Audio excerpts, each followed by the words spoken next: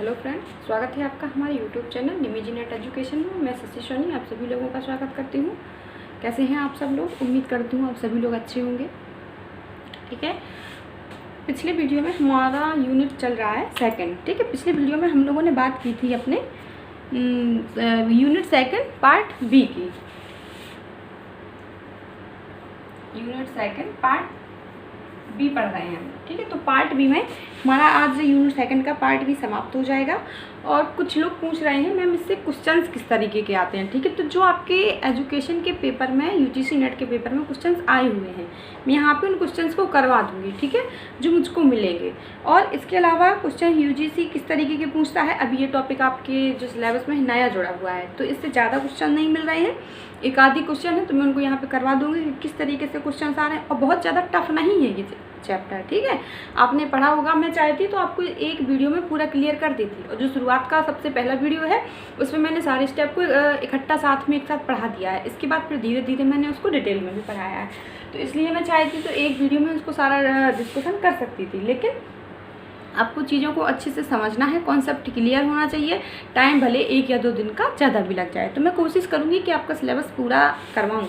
और कुछ लोग बोल रहे हैं कि मैम प्रीवियस ईयर के क्वेश्चंस करवाइए, तो मैं यहाँ पे कोई भी अलग से क्वेश्चंस नहीं करवा रही हूँ। जितने भी क्वेश्चंस मैं यहाँ पे करवा रही हूँ सारे प्रीवियस ईयर के ही हैं। आपके जो यूजीसी नेट के एजुकेशन के पेपर में आए हुए क्वेश्चन है, मैं यहाँ पे वही करवा रही हूँ। और टॉपिक वाइज टॉपिक करवा रही हूँ। यदि आपका जैसे पार्ट ए कम्प्लीट हुआ था, तो यहाँ पे जितने भी क्वेश्चंस आपके बने मैंने यहाँ पे करवाया। इसके बाद सेकंड जो पार्ट बी कंप्लीट हो जाएगा आपका सेकंड यूनिट का, तो इसके जो क्वेश्चंस आपके पेपर में आए हुए होंगे मैं यहाँ पे ये भी करवा दूँगी।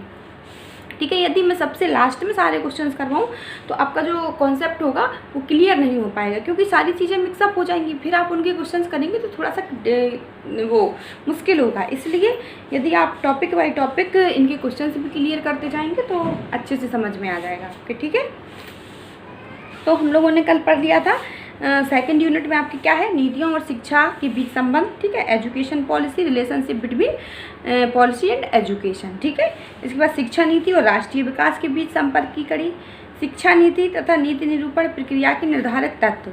इसके ये पॉलिसी अब आप लोगों को बहुत अच्छे से समझ में आ गई होगी कि पॉलिसी क्या होती है, एजुकेशन पॉलिसी क्या होती है और ओनली पॉलिसी क्या होती है। ठीक है, एजुकेशन पॉलिसी आपको ये बताया कि शिक्षा के लिए बनाई जाती है तो वो एजुकेशन पॉलिसी होती है, और किसी अलग क्षेत्र के लिए बनाई जाए, आर्थिक राजनीतिक सामाजिक क्षेत्र के लिए बनाई जाए तो वो पॉलिसी होती है। उस तरीके की सामाजिक पॉलिसी मानी जाएगी या राजनीतिक पॉलिसी या किसी भी तरीके की पॉलिसी मानी जाएगी। इसके बाद इसमें आपकी शिक्षा नीति तथा नीति निरूपण प्रक्रिया के निर्धारित तत्व। इसमें आपको यही स्टेप पढ़ाए हुए हैं हमने कि जब हम कोई पॉलिसी बनाते हैं तो कौन कौन से उसमें तत्व आते हैं, कौन कौन से उसमें स्टेप आते हैं। तो सबसे पहला स्टेप हमने आपको पढ़ा था वर्तमान स्थिति का विश्लेषण, कि जब हम कोई पॉलिसी बनाते हैं तो उसमें वर्तमान स्थिति क्या है, हम पॉलिसी क्यों बना रहे हैं। ठीक है, उसकी जाँच करते हैं कि हमारी समस्याएँ क्या हैं। ठीक है, इसी तरीके की ठीक है, हम पॉलिसी क्यों बना रहे हैं, हमारी कुछ समस्याएं हैं इसीलिए हम पॉलिसी बना रहे हैं। ठीक है, इसके बाद दूसरी चीज़ आती है नीति विकल्पों का सृजन, कि कौन सी समस्याएं ज़्यादा हैं जो हमको जिनकी पूर्ति के लिए पॉलिसी बनाना चाहिए, तो हम उनमें विकल्पों को चुनते हैं। क्योंकि विकल्प हमारे पास कई होते हैं, तो नीति विकल्पों का सृजन, नए नए तथ्यों को उसमें जोड़ते हैं, नई तरीके से उस चीज़ को ज्ञान में उनकी वृद्धि करते हैं। शिक्षा में गुणात्मक सुधार लाने के लिए जब हम पॉलिसी बनाते हैं तो उसमें नीति विकल्पों का सृजन करते हैं। नीति विकल्पों का मूल्यांकन, जो हमने विकल्प चुने हुए हैं उनका मूल्यांकन करते हैं कि जो पॉलिसी बना रहे हैं हम समस्याओं के लिए, क्या वो सही है या गलत है। ठीक है, इसके बाद आता है नीतिगत निर्णय। तो नीतिगत निर्णय कि मतलब जो हमने विकल्प चुने हैं, जैसे हम कई विकल्प चुन लेते हैं उनमें से किसी एक को चुनना, तो नीतिगत निर्णय फाइनल रूप से हम उसको चुनते हैं। इसके बाद नीति कार्यान्वयन की योजना बनाना, जो पॉलिसी हमने बनाई है फाइनल रूप से, ठीक है, जो पॉलिसी हमने बनाई है वो बन तो गई है, केवल वो कागजी दस्तावेज बनकर रह गई है कि उसको जब हम लागू करते हैं तो लागू करने के लिए कई चीज़ें और स्टेप फॉलो करने पड़ते हैं हम लोगों को। जैसे हमने बहुत अच्छा एग्जाम्पल आपको दिया था कि जो अभी प्रेजेंट का ही दिया था, जब हमने पिछला वीडियो आप लोग यदि देखेंगे तो उसमें बताया था कि इसमें होता है कि नीति कार्यान्वयन की योजना बनाना, कि कोई भी पॉलिसी बन जाती है लेकिन वो लागू इतनी आसानी से नहीं होती है। जैसे हमारे अभी देश में लॉकडाउन चल रहा है, तो प्रधानमंत्री नरेंद्र मोदी जी ने बोल दिया कि किसी को घर से बाहर नहीं निकलना है। ठीक है, लेकिन उन्होंने बोल दिया, पॉलिसी बना दी, उन्होंने नियम भी बना दिया, लेकिन ये नहीं जब कायम हुआ तो उन्होंने धारा भी लगा दी। ठीक है, लेकिन फिर भी लोग नहीं मान रहे हैं।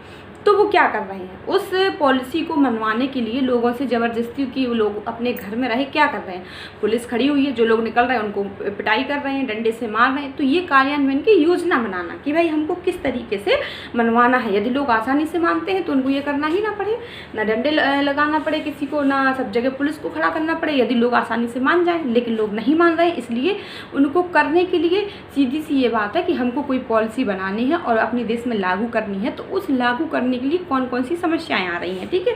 इसके बाद लोगों इसमें समस्याएं क्या आई कि लोगों के पास सब्जी नहीं है, दूध लेने कैसे जाएं। तो उन्होंने इसका भी सॉल्यूशन निकाला कि भाई आपके घर के बाहर सब्जी आएगी, आपको दूध भी वहीं मिलेगा। जो भी आपकी डॉक्टर, जैसे ठीक है कोई बीमार है तो क्या करें हम, तो उन्होंने बोला कि आप ऑनलाइन डॉक्टर्स को दिखा सकते हैं मेडिकल के लिए। उन्होंने कहा दवा फ़ोन नंबर दे दिए, भाई इस पर फ़ोन करिए, आपके पास दवा जो भी आपकी आवश्यकता है सब आपको घर में दी जाएंगी।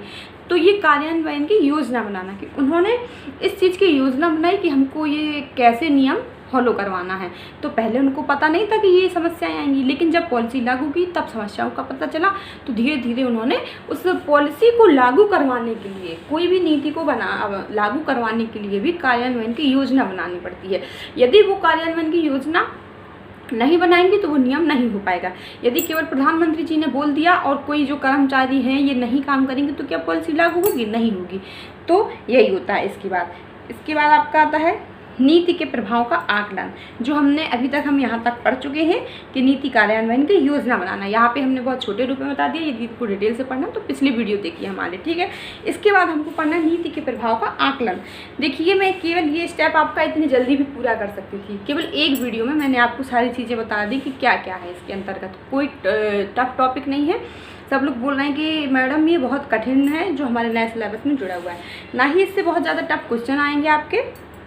केवल ये चीज़ें समझने की है। किताबों में आपको बहुत सारा लिखा हुआ मिल जाएगा, इससे रिलेटेड यदि आप पढ़ेंगे तो बहुत सारा लिखा हुआ मिल जाएगा, लेकिन जो सार है उसका केवल यही है। हमने आपको समझा दिया कि इसमें आपको क्या क्या करना है, क्या क्या आपको पूछा जाना है। तो आपको देखिए अभी कितना 7 मिनट का वीडियो हुआ होगा कि मैंने इसके आपके जितने भी विकल्प हैं ये सारे मैंने आपको समझा दिए। तो मैं बहुत छोटी सी वीडियो में भी इस चीज़ को बता सकती थी, लेकिन मेरा जो मूल उद्देश्य है यही है कि आपका कॉन्सेप्ट क्लियर हो और जो क्वेश्चंस आ रहे हैं यदि आप उनको सॉल्व कर पा रहे हैं तो मेरा पढ़ाना सार्थक है, अन्यथा बेकार है, ठीक है।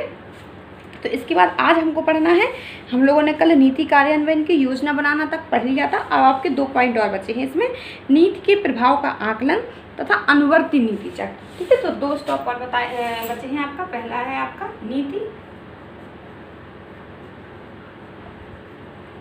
के प्रभाव का आकलन, ठीक, आकलन ये स्टेप, ठीक है। पहला आपका नीति के प्रभाव का आकलन और दूसरा है अनुवर्ती नीति चक्र, ठीक है। अनुवर्ती नीति चक्र, ये 2 पॉइंट आपको पढ़ने हैं। आपका जो लास्ट पॉइंट है एक है आपका नीति के प्रभाव का आकलन और दूसरा है अनुवर्ती नीति चक्र, ठीक है। इस अनुवर्ती या नीति चक्र, इसका वही है कि पॉलिसी चक्र के स्टेप में इसमें आपके फिर से वही सारे स्टेप आएंगे जो अभी तक पॉलिसी बनाई, क्या उसकी वो थी, ठीक है, क्या समस्याएं थी, क्या पर्यावरण स्थिति थी, क्या सामाजिक थी, क्या एजुकेशन से रिलेटेड थी, क्यों बनाई, क्या हमारी समस्याएं थी और कितनी समस्याएं उससे दूर हुई। तो पहला पॉइंट में हमको पढ़ना है आपके नीति के प्रभाव का आकलन, ठीक है। तो इसमें हमको नीति के प्रभाव का आकलन हमको एजुकेशन से रिलेटेड पढ़ना है। जैसे स्वतंत्रता के बाद हमारे जो भारत में शिक्षा की स्थिति बहुत ही खराब थी, ठीक है। तो एजुकेशन सिस्टम में परिवर्तन लाने के लिए, शिक्षा में गुणात्मक सुधार लाने के लिए, शिक्षा में परिवर्तन लाने के लिए आपकी 1986 पॉलिसी बनाई गई एजुकेशन से रिलेटेड। इससे पहले जो थी 1968 थी, ठीक है, 68। इसके बाद आपकी आई जो 1986 आई, इसके बाद आपकी 1992। ये जो पॉलिसी बनी है शिक्षा में गुणात्मक सुधार लाने के लिए, शिक्षा के में कि सभी को शिक्षा मिल सके, एजुकेटेड हो सके तो हमारे राष्ट्र का निर्माण हो सके। तो शिक्षा में सुधार लाने के लिए आपकी ये एजुकेशन पॉलिसी बनाई गई। लेकिन ये पॉलिसी बनने के बाद, ठीक है, पॉलिसी तो बन गई लेकिन इनमें कार्यान्वयन के लिए, ठीक है, इनमें कार्यान्वयन के लिए आपकी अनेक एजुकेशन से रिलेटेड समितियाँ बनाई गई, ठीक है। इनके कार्यान्वयन के लिए अनेक समितियाँ बनाई गई। ठीक है, अनेक समितियाँ बनाई गई। जैसे कोई भी एजुकेशन पॉलिसी बनी, पहले उन्हें जो 1968 बनी, तो क्या हुआ कि एजुकेशन पॉलिसी क्यों नहीं आपकी लागू हो पाई, क्यों पूर्ण तरीके से जो उसके उद्देश्य थे वो अपने उद्देश्यों को पूरा नहीं कर पाई, क्योंकि कुछ उसमें कमियां रह गई। इसके बाद उसी के आधार पर आपकी 1986 बनी, ठीक है। इसके बाद आपकी 1992 बनी, जिसका मुख्य रूप से यही मतलब थी कि निःशुल्क शिक्षा और सार्वभौमिक देना, सभी को समान रूप से शिक्षा देना। तो इनको कार्यान्वयन, इनको पूर्ण रूप से लागू करने के लिए, कार्यान्वयन से आपको ये मतलब बताया हमने कि कोई भी पॉलिसी बनती है, पॉलिसी तो बन जाती है, लेकिन उसको लागू होने में कौन कौन सी समस्याएं आ रही हैं, उन समस्याओं का समाधान करना, ठीक है। जब कोई भी पॉलिसी लागू होती है तब हमको पता चलता है कि इसमें क्या कौन कौन सी रुकावटें आ रही हैं जो इस पॉलिसी को पूरा नहीं होने दे रही हैं, कि सभी लोग इस पॉलिसी को नहीं मान पा रहे हैं, ठीक है। तो इसमें आपका इसके लागू करने के लिए, इसके पूर्ण रूप से 100% ये लागू जो पॉलिसी हो, ये पूर्ण रूप से 100% हो सके, सभी लोग इसको मानें, स्वीकार करें, तो अनेक समितियां बनाई गई, ठीक है। एजुकेशन से रिलेटेड अनेक समितियां बनाई गई, जिससे क्या हुआ कि हमारी जो शिक्षा में सुधार हुआ और परिवर्तन हुआ, शिक्षा की गुणवत्ता में सुधार हुआ। ये और जो एजुकेशन पॉलिसियाँ ये बनाई गई थी, इनको काफ़ी हद तक स्वीकार कर लिया गया, ठीक है। इनमें काफ़ी हद तक हमारी शिक्षा में परिवर्तन आया, ठीक है। ये समितियां अनेक बनाई गई, लेकिन इनमें सिस्टम एजुकेशन में जो जो समस्याएं आ रही थी उनको दूर करने के लिए जब ये समितियां बनाई गई, तो ये जो पॉलिसी थी इनमें अलग अलग तरीके से परिवर्तन हुए, ठीक है। कि जैसे इन्होंने क्या किया कि पाठ्यक्रम में परिवर्तन किया हमारे, ठीक है। पाठ्यक्रम में परिवर्तन पहले क्या था, पहले जो शिक्षा थी केवल हमारे ज्ञान तक सीमित थी, तो उसको इन्होंने व्यावसायिक शिक्षा से जोड़ दिया गया। तो जो पाठ्यक्रम में परिवर्तन करके इन्होंने शिक्षा को व्यावसायिक रूप से जोड़ दिया गया, क्योंकि कि भविष्य में बच्चे को व्यावसायिक रूप से जब इन्होंने जोड़ दिया, क्योंकि भविष्य में जो बालक होगा वो व्यवसाय ही करेगा या कोई नौकरी करेगा, पैसा कमाएगा एजुकेशन के जरिए। तो इन्होंने पाठ्यक्रम में परिवर्तन किया, तो जिससे क्या हुआ कि शिक्षा में जो छात्रों की वृद्धि हुई, ठीक है, छात्रों में नामांकन की अधिक छात्रों में वृद्धि हुई, और इन्होंने इसमें जो एजुकेशन था कई नवीन तकनीकों को जोड़ दिया, प्रौद्योगिकी के माध्यम से शिक्षा, जैसे टेलीविज़न के माध्यम से, रेडियो के माध्यम से, ठीक है। और इन्होंने जो दूरस्थ शिक्षा के माध्यम से, इनमें ये नई चीज़ों को परिवर्तन करके नई नई चीज़ों को जोड़ दिया, जिससे जो हमारी एजुकेशन सिस्टम की जो पॉलिसी बनाई गई वो पूर्ण रूप से लागू हो सके। कंप्यूटर के आधार पर शिक्षा, इन्होंने कंप्यूटर के प्रयोग को जोड़ दिया एजुकेशन में, ठीक है।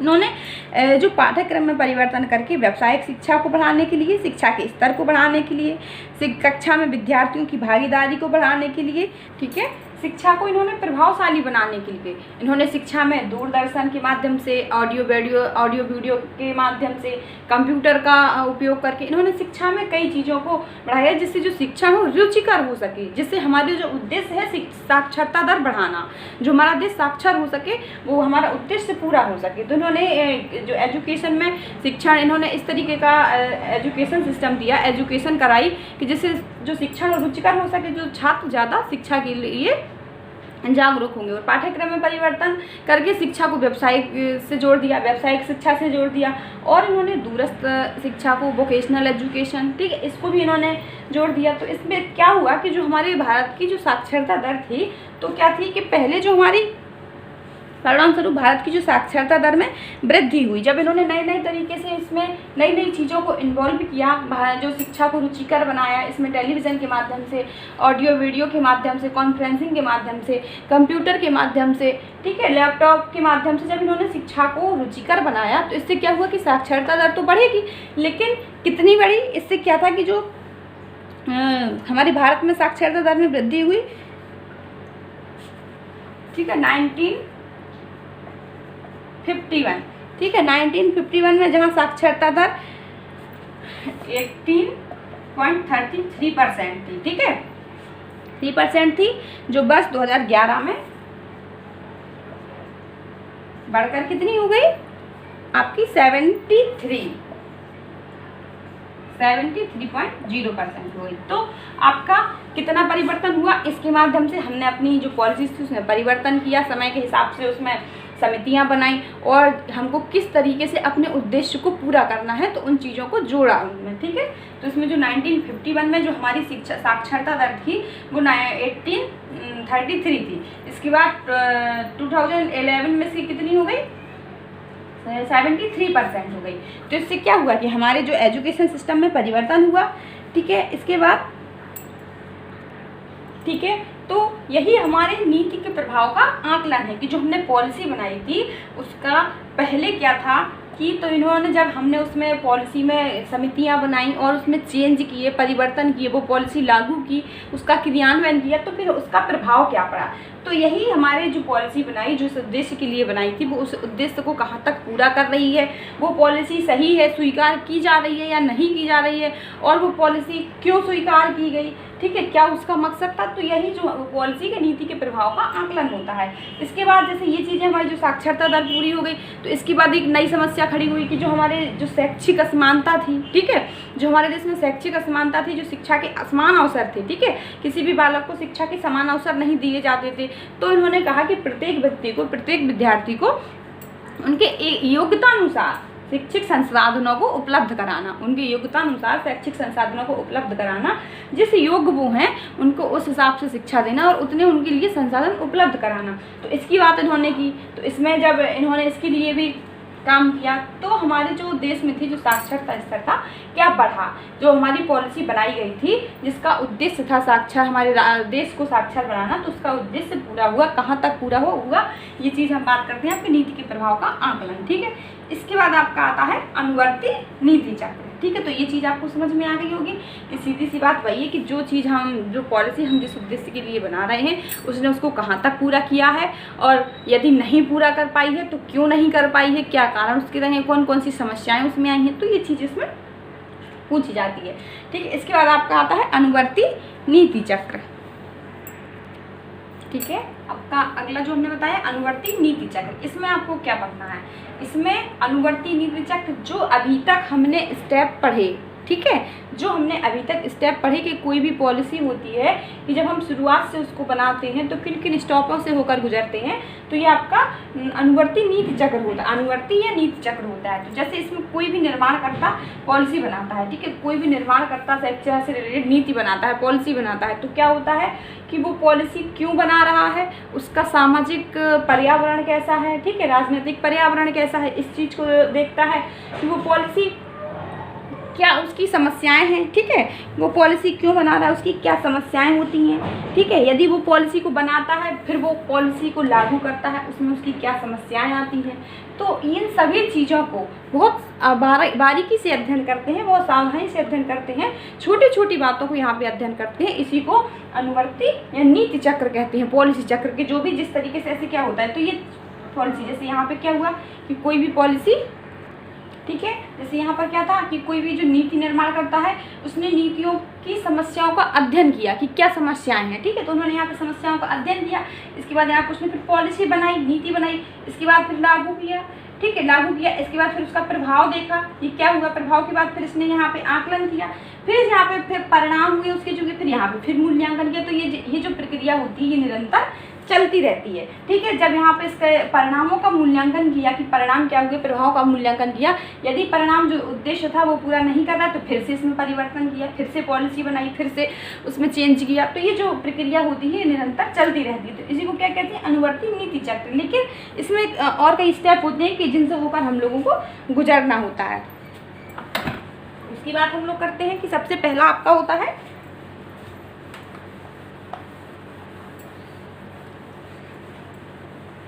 फिर आज इससे रिलेटेड जो क्वेश्चंस आपके एजुकेशन पेपर में आए हुए हैं वो आपको करवा देते हैं, तो आपका और क्लियर हो जाएगा कि क्वेश्चन किस तरीके से पूछ रहा है यूजीसी, ठीक है।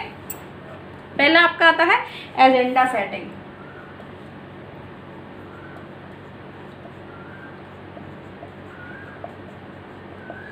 एजेंडा सेटिंग, ठीक है, जो इससे प्रक्रिया से होकर गुजरना पड़ता है। एजेंडा सेटिंग क्या होता है कि इसके अंतर्गत हमको क्या होता है कि समस्याओं की पहचान करनी होती है कि जिससे हम रिलेटेड पॉलिसी बना रहे हैं उसकी हम पहचान करते हैं, फिर कि इनमें से कौन सी समस्या महत्वपूर्ण है, कौन सा विषय महत्वपूर्ण है, इसको ध्यान में रखते हैं और किस पर हमको सबसे ज़्यादा ध्यान देने की आवश्यकता है, ठीक है। और एजेंडा सेटिंग के अंतर्गत समस्याओं की जो प्रकृति होती है उसका भी व्यापक रूप से अध्ययन करते हैं। यहाँ पे हम अध्ययन करते हैं कि हमारी समस्याएं क्या हैं, ठीक है, हमारी समस्याएं क्या हैं, समस्याओं की प्रकृति कैसी है, ठीक है, वहाँ का वातावरण कैसा है कि जो हमारी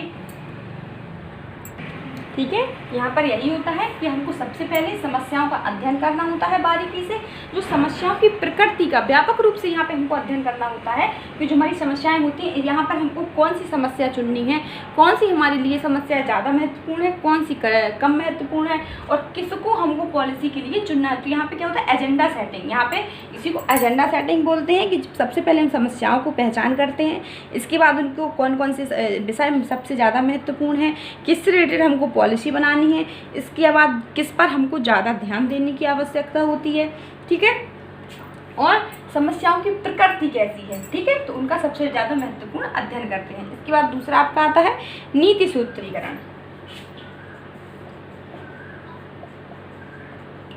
नीति सूत्रीकरण, इसमें क्या होता है कि यहाँ पे हम अपने उद्देश्यों को चुनते हैं, ठीक है, उद्देश्यों की व्याख्या करते हैं कि जो हमने कोई पॉलिसी बनाई उनके उद्देश्य क्या थे, यहाँ पे उद्देश्यों को ज्ञात करते हैं। इसके बाद लागत की पहचान करते हैं कि जो हम पॉलिसी बना रहे हैं उसमें हमारा कितना पैसा लगेगा, ठीक है, कितना पैसा लगा, तो इन सब चीज़ों को सूत्रीकरण करते हैं, इनको सूत्रीकरण की जो हमारा उद्देश्य क्या था, ठीक है, इसके बाद इसमें हमारी लागत कितनी आई, ठीक है, इसके बाद जो हमारी समस्याएं थी इसमें जो समाधान होंगे तो प्रभाव कैसा आया इनका, ठीक है, इसमें हमारी जो लागत कितनी आई और जो समाधान के प्रभाव थे उनका प्रभाव कितना आया, ठीक है, और इसकी इनमें जो संबंधित नीतियां होती हैं इनके अध्ययन करते हैं, ठीक है, प्रभाव, इनसे संबंधित जो भी नीतियों की जो सूची होती है इनको कार्यान्वयन के लिए जो भी हम इसमें नीतियाँ बनाते हैं, सूची बनाते हैं कि हमको क्या करना है, इसके बाद क्या करना है, इसके बाद क्या करना है, जैसे कोई भी पॉलिसी बनाई उसका उद्देश्य क्या था, उसमें खर्चा कितना आया, इसके बाद जो पॉलिसी बनाई इसमें प्रभाव कितना कैसा आया इसका, तो इन सभी को सूत्रीकरण करते हैं, इनको फॉर्मुलेशन मतलब इनको सभी को सूत्रीकरण के रूप में लिखते हैं। तो इसमें क्या होता है कि नीति सूत्रीकरण होता है। तीसरा इसके बाद आपका आता है तर्कसंगत या न्याय संगत नीति। ये चीजें आप याद रखना, इनसे क्वेश्चन पूछे जा सकते हैं, तर्कसंगत या न्याय संगत नीति।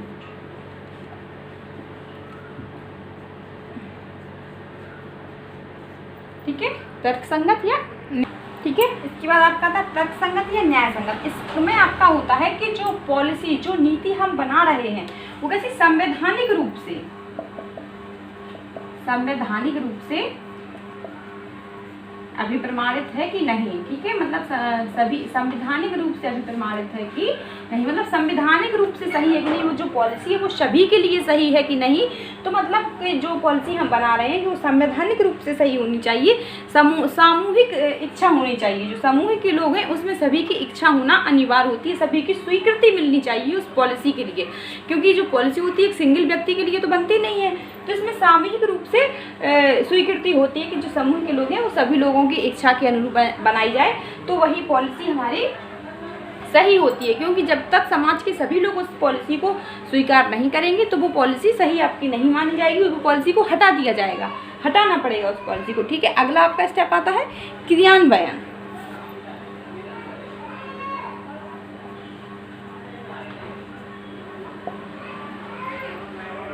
ठीक है, क्रियान्वयन के अंतर्गत क्या आता है, क्योंकि जब कोई पॉलिसी बनती है तो इसके बाद उसके क्रियान्वयन के लिए हमको योजना बनानी पड़ती है। तो नीतियों के क्रियान्वयन के लिए जो योजना बनाई जाती है तो इसमें क्या पूंजी की भी आवश्यकता होगी, कर्मचारियों की भी आवश्यकता होती है, क्योंकि कोई भी जो पॉलिसी होती है, कोई भी नीति होती है तो केवल एक इंसान जो बनाएगा वो तो लागू करवा नहीं देगा। जैसे कि हमने अभी आपको प्रेजेंट कही, हम आपको बार बार एग्जांपल दे रहे हैं कि प्रधानमंत्री जी ने लॉकडाउन किया है, तो उन्होंने लॉकडाउन किया तो क्या वो पूरे देश में देख रहे हैं, इसके लिए उनको किस चीज़ की सबसे ज़्यादा जो आवश्यकता पड़ रही है वो धन की आवश्यकता पड़ रही है, क्योंकि हमारी जो समस्याएं हैं उनको दूर करने के लिए कर्मचारियों की आवश्यकता पड़ रही है। जो देखिए जो पुलिस वाले हैं, डॉक्टर हैं, मेडिसिन वगैरह हैं, तो ये कितने लोगों की कर्मचारी, तो तभी सभी के सहयोग से कोई भी पॉलिसी पूरी होती है, तभी उनका क्रियान्वयन के द्वारा वही कोई भी पॉलिसी होती है तो पूरी होती है।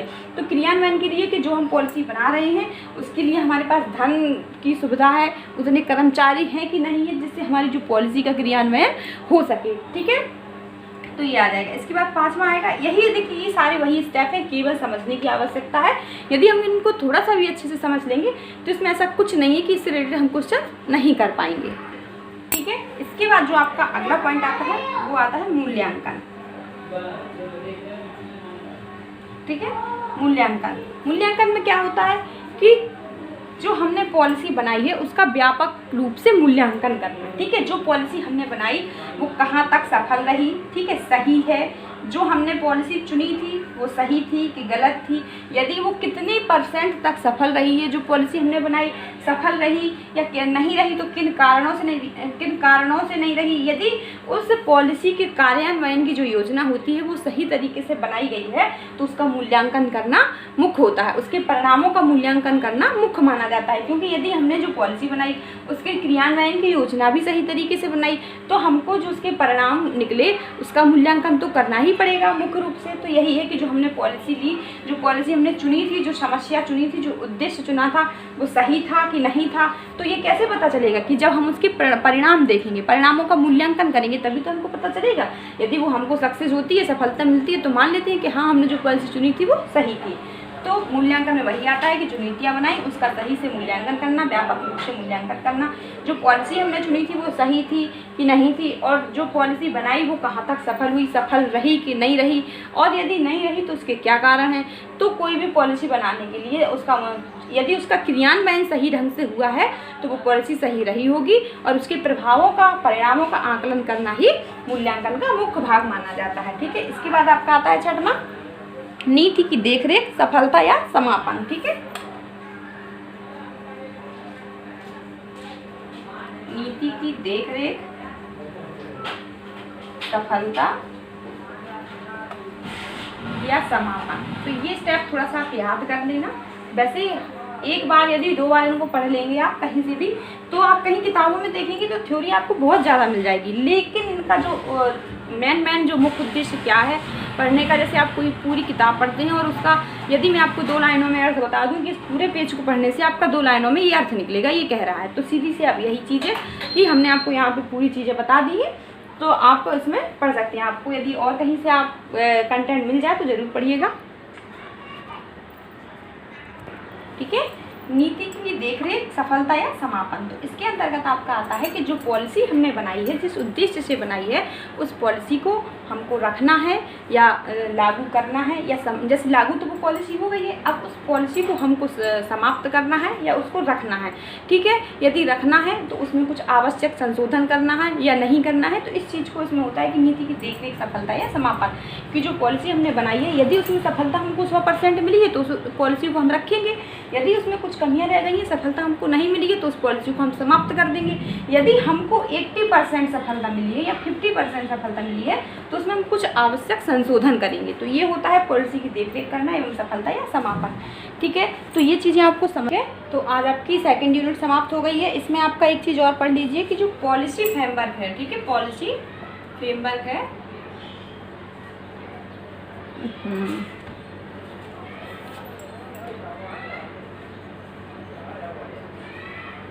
फ्रेमवर्क। ठीक है, जो पॉलिसी फ्रेमवर्क है ये किसने, टेलर महोदय ने दिया था। ठीक है,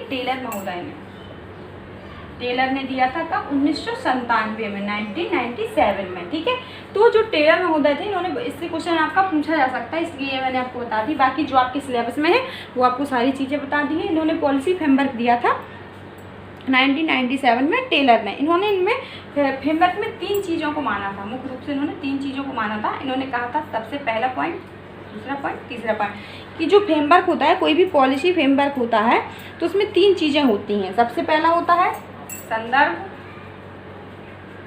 या विषय वस्तु। इसका आप समझते ही होंगे कि जो हम पॉलिसी बना रहे हैं वो क्या है, क्यों बना रहे हैं, क्या क्या चीज़ें उसमें हमको इंक्लूड करनी है। तो संदर्भ में, विषय वस्तु में हम लिखते हैं कि एक विषय वस्तु बनाते हैं। दूसरी था, इन्होंने बताया था विषय, किस विषय पर बना रहे हैं। तीसरा परिणाम, ठीक है, कि इसके परिणाम क्या होंगे। 3 चीज़ों इन्होंने, जो हमने पढ़ी, इतने सारे स्टेप पढ़े हैं, लेकिन जो टेलर महोदय थे इन्होंने पॉलिसीज़ के 3 फ्रेमवर्क माने थे। पहला माना था इन्होंने संदर्भ, विषय वस्तु, दूसरा माना था विषय, तीसरा माना था परिणाम। संदर्भ में हम लिख सकते हैं यहाँ पे कॉन्टेक्स्ट, यहाँ पे लिख सकते हैं विषय को टेक्स्ट, और इसको परिणाम को इंग्लिश में बोलते हैं कॉन्सिक्वेंट। ठीक है, तो इसको हम बोलते हैं इंग्लिश में कॉन्टेक्स्ट, ठीक है, इसको टेक्स्ट, इसको कॉन्सिक्वेंट। तो यहाँ पे इन्होंने बताया था कि जैसे हम कोई पॉलिसी बनाते हैं, ठीक है, पॉलिसी क्या है, ठीक है, पॉलिसी की वैल्यूज़ क्या हैं, किस तरह की, किस लिए हम बना रहे हैं, तो यहाँ पर इन्होंने विषय वस्तु में क्या आएगा, विषय वस्तु में इन्होंने कहा कि जो सामाजिक, आर्थिक एवं राजनीतिक रूप से, ठीक है, यह देखना कि इसके विषय वस्तु क्या है, कि सामाजिक हो, चाहे राजनीतिक हो, चाहे आर्थिक हो, चाहे शैक्षिक हो, देखना कि इसकी विषय वस्तु क्या है, किस लिए हम पॉलिसी को बना रहे हैं, क्या है विषय इसका, ठीक है, क्या हमारी समस्या है। तो इसमें हम विषय वस्तु लिख देते हैं। जैसे कोई भी चैप्टर भी होती है तो विषय वस्तु लिखी जाती है, उसी से हम लोग एग्जाम्पल समझते हैं कि विषय वस्तु लिखना है यहाँ पे, कि पॉलिसीज की यहाँ पे विषय वस्तु लिखते। इसके बाद यहाँ पे विषय, तो विषय में क्या लिखते हैं, इसका विषय क्या है, इसके कंटेंट क्या है, ठीक है, कंटेंट क्या है इसके, कि कौन कौन सी कंटेंट है, विषय पूर्ण रूप से लिखना है यहाँ पे। इसके बाद परिणाम, की जो पॉलिसी हमने बनाई है इसका प्रभाव क्या है, उसके क्या परिणाम होंगे, ठीक है, क्या परिणाम पड़ेंगे। तो ये 3 चीज़ों पर निर्भर करता है कोई भी पॉलिसी बनाना। तो इन्होंने कहा कि यहाँ पे विषय होता है, यहाँ पे करने जो हम लिखते हैं विषय वस्तुएं लिखते हैं कि क्या कौन कौन सी विषय वस्तु हैं हमारी किसी पॉलिसी की। यहाँ पे मुख्य रूप से विषय लिखते हैं कि किस चीज़ पे हम पॉलिसी बना रहे हैं, यहाँ पे परिणाम लिखते हैं कि क्या परिणाम निकलेंगे हमारे पॉलिसी के। तो आपको ये चीज़ याद रखनी है कि टेलर महोदय ने पॉलिसी फ्रेमवर्क दिया था, वो भी 1997 में, ठीक है। इसके बाद अब हम आपका क्वेश्चन करवाते हैं कि जो आपका इससे आया हुआ है, ठीक है, आपके अभी 2019 में आया हुआ इसका क्वेश्चन है, क्योंकि इसके पहले ये हमारे सिलेबस में नहीं था, तो इसका क्वेश्चन आपको ज़्यादा तो नहीं मिलेंगे। फिर भी यदि आपको कहीं इसका क्वेश्चन मिलता है तो ज़रूर बताइएगा, ठीक है। ये क्वेश्चन आपके सामने है, ये 2019 के पेपर में आपका आया हुआ क्वेश्चन है, जून में आया हुआ था, कि नीचे नीति के निर्माण में निहित सोपानों का उल्लेख किया गया है, कि जब हम नीति बनाते हैं तो कौन कौन से स्टेप को फॉलो करते हैं, वो यहाँ पे दिए हुए हैं, ठीक है। तो नीति क्रियान्वयन का नियोजन, दूसरा है नीति निर्णय का निर्धारण, तीसरा है नीति विकल्पों का मूल्यांकन, चौथा वर्तमान स्थिति का विश्लेषण, पांचवा उत्तरवर्ती नीति चक्र, छठवां नीति विकल्पों का सृजन और सातवां नीति प्रभाव का आकलन। ये अभी प्रेजेंट का क्वेश्चन है, आपके 2019 के पेपर में जून में आया हुआ है। और इसके क्वेश्चन देखिए, अभी सिलेबस आपका नया जुड़ा हुआ है तो ज़्यादा क्वेश्चन इसके हैं नहीं, ठीक है। तो इसके बाद ये आपके ऑप्शन दिए हुए हैं कि कौन कौन से होंगे। तो हमने आपको एक चीज़ बताई थी पहले वीडियो में कि यदि आपको अपना जो सिलेबस है वो रटा हुआ होना चाहिए। यदि रटा हुआ होगा तो आपके 5 से 6 क्वेश्चन आपके ऐसे ही सही हो जाएंगे, ठीक है। आप ये केवल आपके सिलेबस का क्वेश्चन है, ठीक है। आपको इसके अंतर्गत कुछ भी पता ना हो, फिर भी यदि आपको सिलेबस अपना पता है और सिलेबस आपका रटा हुआ है तो आपका ये क्वेश्चन राइट हो जाएगा, ठीक है। तो सिलेबस आप बिल्कुल रट लीजिए, क्योंकि सिलेबस से आपके 5 से 6 क्वेश्चन एकदम राइट सही होने वाले हैं। आपका सिलेबस आपको रटा हुआ होना चाहिए। देखिए सिलेबस में ही आपके सिलेबस के अकॉर्डिंगली मैं पढ़ा रही हूँ कि देखो, मैंने आपको सबसे पहले सिलेबस में आपका जो पार्ट बी में यूनिट में आपका दिया हुआ है कि शिक्षा नीति तथा नीति निरूपण प्रक्रिया के निर्धारक तत्व। तो ये निर्धारक तत्व ही है कौन कौन सी। सबसे पहले हमने आपको बताया था कि वर्तमान स्थिति का विश्लेषण, ठीक है। तो आपका सबसे पहला स्टेप कौन सा होगा, वर्तमान स्थिति का विश्लेषण, ठीक है। तो आप लगा देंगे चौथा, ठीक है। इसके बाद आपका, क्योंकि सबसे पहले जब हम पॉलिसी बनाते हैं तो वर्तमान स्थिति का ही विश्लेषण करते हैं कि समस्या वर्तमान स्थिति क्या है, हमको कौन सी समस्या दूर करनी है, ठीक है। तो उसी स्थिति को देखकर तो हम पॉलिसी बनाते हैं, वर्तमान स्थिति का विश्लेषण। इसके बाद आपके सिलेबस के ही अकॉर्डिंग बता रही हूँ मैं, अलग से जो मैंने पढ़ाया मैं उसको नहीं बता रही हूँ। तो आपको सिलेबस से ही पढ़ना है, ये क्वेश्चन आपका सिलेबस से ही सही हो जाएगा, ठीक है। वर्तमान स्थिति का विश्लेषण, इसके बाद नीति विकल्पों का सृजन, ठीक है। तो यहाँ पे आपका नीति विकल्पों का सृजन कहाँ दिया हुआ है कि नीति विकल्पों का सृजन ये दिया हुआ है। तो आपका इसके बाद आप क्या लगा देंगे, छठवां लगा देंगे, ठीक है। इसके बाद आपका आता है कि नीतिगत निर्णय, नीति विकल्पों का मूल्यांकन। इसके बाद आपको सिलेबस में ये सारी चीज़ें लिखी हुई है कि नीति विकल्पों का मूल्यांकन, तो कौन सा हुआ, थर्ड, ठीक है। या इसको इस तरीके से भी लिख सकते हैं, यहाँ पे डी लिख दो क्योंकि यहाँ पे आपका डी है। इसके बाद छठवां आपका एफ है, एफ लिख दो। इसके बाद तीसरा आपका सी है, ठीक है, तो सी लिख दो। इसके बाद आपका आता है कि नीति विकल्पों का मूल्यांकन हो गया। इसके बाद आपका आता है नीतिगत निर्णय। तो नीतिगत निर्णय कहाँ है, यहाँ पे एक नीति निर्णय का निर्धारण करना, मतलब यहाँ पे आ गया आपका नीति निर्णय का निर्धारण करना। तो कौन सा है, दूसरा यानी बी। तो यहाँ पे आ जाएगा आपका बी, ठीक है। इसके बाद आपका क्या दिया हुआ है कि नीति क्रियान्वयन की योजना बनाना। तो नीति क्रियान्वयन का नियोजन आपका फर्स्ट यहाँ पे आ जाएगा ए, ठीक है। इसके बाद नीति के प्रभाव का आकलन, जो अभी हमने आपको पढ़ाया इसी वीडियो में, आज के वीडियो में, नीति प्रभाव का आकलन। तो नीति प्रभाव का आकलन क्या है, 7वां जी, ठीक है। इसके बाद आपका आ जाएगा अनुवर्ती नीति चक्र। तो वो कहाँ पे है कि उत्तरवर्ती नीति चक्र। तो आपका कौन सा आ जाएगा, ई, अब ये ऑप्शन आप देखिए किस में राइट है आपका, DFCBAG। तो ये आपका जो सही स्टेप है कि सबसे पहले आपके सिलेबस में ही लिखा हुआ है। देखो कुछ भी मैंने नहीं, आपने कुछ पढ़ा हो ना पढ़ा हो कुछ भी नहीं, केवल आपका यदि सिलेबस रटा हुआ है तो आपका ये क्वेश्चन सही हो जाएगा। ठीक है, तो सबसे पहले आपका आता है वर्तमान स्थिति का विश्लेषण करते हैं पॉलिसी बनाने में।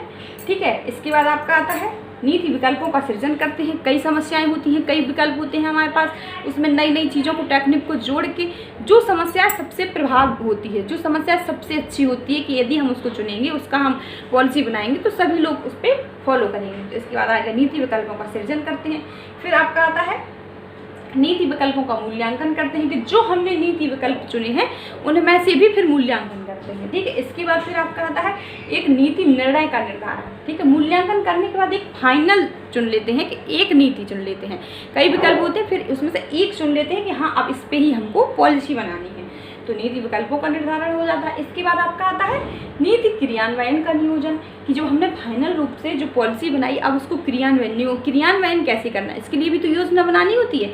जैसे हम बहुत अच्छा एग्जाम्पल आपको लॉकडाउन इसका बार बार बता रहे हैं कि पॉलिसी तो बन गई, अब इसको क्रियान्वयन में करने के लिए कितना क्रियान्वयन किया जा रहा है, लोगों को कितना डंडों से मारा जा रहा है घर में रखने के लिए। ठीक है, तो ये प्रधानमंत्री जी ने नहीं कहा था कि ऐसा करेंगे, लेकिन वर्तमान की स्थिति को देखते हुए उनको उसके पॉलिसी को लागू करने के लिए ये करना पड़ रहा है। ठीक है, तो हो गया क्रियान्वयन की नियोजन बनाना। इसके बाद आपका आता है नीति प्रभाव का आकलन, की जो पॉलिसी अब जब इतना हो गया, ठीक है, तो ये क्यों बनाया गया वर्तमान स्थिति में, ये जो प्रधानमंत्री नरेंद्र मोदी जी क्यों ऐसा कर रहे हैं, ये क्रियान्वयन के लिए लोगों को डंडों से मार रहे हैं और सबको घर में रहने के लिए कह रहे हैं। इसके बाद जब हमारा कोरोना वायरस जो प्रभाव का आकलन, ठीक है, नीति प्रभाव का आकलन, इसमें कितने डेली देखिए हम जिस जो उद्देश्य हमारा है कि हमको ये खत्म करना है, हमारे देश से खत्म हो जाए, तो खत्म होने की बजाय ये और बढ़ रहे हैं। लॉकडाउन होने के बाद भी केस बढ़ रहे हैं, तो नीति प्रभाव का आकलन, तो इसके बाद इसका प्रभाव आकलन करते हैं। इसके बाद नीति चक्र होता है आपका, उत्तरवर्ती नीति चक्र, जो इस तरीके से ये चलता है, मैंने आपको बताया। तो ये देखिए स्टेप आपको इसी में मिल गए, ये आपके सिलेबस में लिखे हुए हैं। आप अपना यूनिट सेकंड का पार्ट भी उठाइए, ये सिलेबस आपके दिए हुए हैं उसी में। ठीक है, तो इसका आपका राइट आंसर होगा DFCBAGE, तो आपका राइट आंसर होगा थर्ड। देखिए मैंने कहीं इसमें कुछ नहीं पढ़ा है, यदि आपने मेरा कोई भी वीडियो ना देखा हो तो भी आपका ये केवल सिलेबस याद करने से हो जाएगा। तो और इससे ज़्यादा का टफ क्वेश्चन आने वाला नहीं है, इसके अंतर्गत भी आपको पढ़ा दिया है कि क्या होता है। ठीक है, तो आपके क्वेश्चन इसमें सही होने की संभावना है, क्योंकि बहुत ज़्यादा टफ क्वेश्चन इससे नहीं आएंगे। और क्वेश्चन मुझे नहीं मिले हुए हैं क्योंकि ये टॉपिक आपके सिलेबस का नया जोड़ा हुआ है। यदि किसी के पास इसका क्वेश्चन हो तो प्लीज़ मुझे कमेंट्स बॉक्स में बताइए, फिर मैं और करवा दूँगी। ठीक है, आज के लिए बस इतना ही, धन्यवाद। ये क्वेश्चन आप सभी लोगों को समझ में आ गया होगा। देखिए कितना इजी क्वेश्चन है, केवल आप थोड़ा सा भी यदि डीपली पढ़ाई कर लेंगे, थोड़ा सा भी मन से पढ़ाई कर लेंगे, तो आपका ये क्वेश्चन इसके सही हो जाएंगे। बहुत ज़्यादा टफ क्वेश्चन इससे नहीं आएंगे। ठीक है, तो आपका पार्ट बी खत्म हो गया है, कल हमको पार्ट सी करना है। ठीक है, धन्यवाद। आज के लिए बस इतना ही।